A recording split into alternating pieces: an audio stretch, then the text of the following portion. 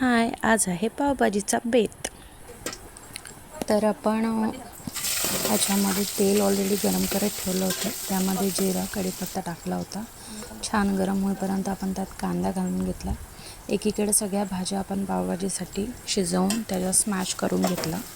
त्यामध्ये गाजर, बीट, कोथिंबीर, लसूण, त्यानंतरून बीट, फ्लावर, ग्रीन बीन्स असं सगळं काही आपण बटाटा आणि हे सगळं स्मॅश करून ऑलरेडी ठेवलेलं आणि त्याचं उकळलेलं पाणी साईडला काढून ठेवलं होतं. एकीकडे आपण इकडे फ्राय केलेल्या कांद्यामध्ये टोमॅटो, शिमला मिरची, मीठ घालून हे सगळं छान प्रकारे हलवून थोडं शिजवून घेतलं होतं.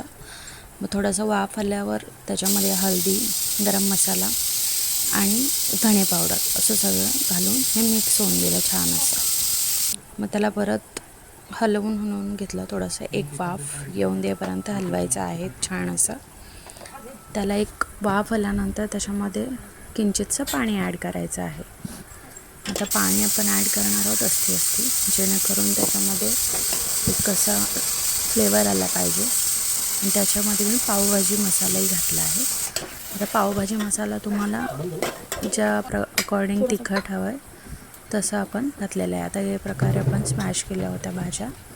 त्यानंतर आपण 1 ते 1.5 टेबलस्पून लाल तिखट घातलेलं आहे. तेही तुमच्या अकॉर्डिंग जसं तिखट हवं आहे तसं तुम्ही घालू शकता. आता हे आपण सगळ्या भाज्या स्मॅश करून घेतल्या त्या आपण आपल्या मसाल्यामध्ये घालायच्या आहेत आणि छान असं परतून घ्यायचं आहे. भाजीला एक असा खमंग आणि छान असा अरोमा येईपर्यंत आपण तो हलवत राहायचं आहे. ते सगळं एकजीव होईपर्यंत.